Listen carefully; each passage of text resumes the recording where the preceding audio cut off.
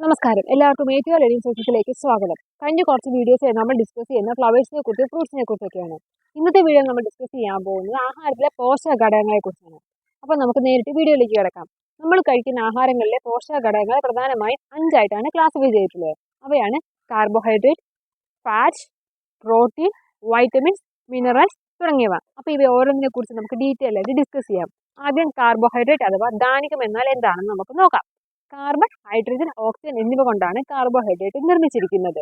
നമ്മുടെ ശരീരത്തിന് പ്രവൃത്തി ചെയ്യുന്നതിന് ആവശ്യമായ ഊർജ്ജം പ്രദാനം ചെയ്യുക എന്നതാണ് കാർബോഹൈഡ്രേറ്റിന്റെ പ്രധാന ധർമ്മം എന്നത്. കാർബോഹൈഡ്രേറ്റിന്റെ മറ്റു ഫോംസ് ആണ് അഥവാ രൂപങ്ങളാണ് സ്റ്റാർച്ച് അഥവാ അന്നജം, സെല്ലുലോസ്, ഗ്ലൂക്കോസ്, പഞ്ചസാര തുടങ്ങിയവയെല്ലാം. നമ്മുടെ ശരീരത്തിലെ ജീവൽ പ്രവർത്തനങ്ങൾക്ക് ആവശ്യമായ ഊർജ്ജം പ്രദാനം ചെയ്യുന്നതും ഇതേ കാർബോഹൈഡ്രേറ്റ് തന്നെയാണ്. കിഴങ്ങ് വർഗ്ഗങ്ങളിലും ധാന്യങ്ങളിലും അന്നജ രൂപത്തിലാണ് കാർബോഹൈഡ്രേറ്റ് കാണപ്പെടാറുള്ളത്. അന്നജത്തിന്റെ പ്രസൻസ് കണ്ടുപിടിക്കുന്ന ടെസ്റ്റാണ് അയഡിൻ ടെസ്റ്റ് എന്ന് പറയുന്നത്. അയഡിൻ ടെസ്റ്റ് ചെയ്യുന്നത് എങ്ങനെയാണെന്ന് വെച്ചാൽ ഒരു ടെസ്റ്റ് ട്യൂബിലേക്ക് അയഡിൻ സൊല്യൂഷൻ എടുക്കുകയും അതിലേക്ക് സ്റ്റാർച്ച് സൊല്യൂഷൻ മിക്സ് ചെയ്യുകയും ചെയ്യുകയാണെങ്കിൽ ഒരു ഡീപ്പ് ബ്ലൂ കളർ നമുക്ക് കിട്ടും. ഇങ്ങനെ ഡീപ്പ് ബ്ലൂ കളർ കിട്ടുകയാണെങ്കിൽ അതിനർത്ഥം ആ ഒരു ഫുഡിനകത്ത് സ്റ്റാർച്ച് പ്രസന്റ് ആണ് അഥവാ അന്നജം പ്രസന്റ് ആണ് എന്നാണ്. ഇനി അടുത്ത് നമുക്ക് പ്രോട്ടീൻ അഥവാ മാംസ്യം എന്നാൽ എന്താണെന്ന് നോക്കാം. നമ്മുടെ ശരീരത്തിന്റെ വളർച്ചയ്ക്കും ശരീര നിർമ്മിതിക്കുമൊക്കെ ആവശ്യമായിട്ടുള്ള ഒരു പോഷക ഘടകമാണ് പ്രോട്ടീൻ എന്ന് പറയുന്നത്.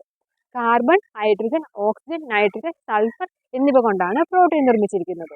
കാർബോഹൈഡ്രേറ്റിന്റെ അഭാവത്തിൽ പ്രോട്ടീനിൽ നിന്നാണ് നമ്മുടെ ശരീരം പ്രവൃത്തി ചെയ്യുന്നതിന് ആവശ്യമായ ഊർജം നിർമ്മിക്കുന്നത്.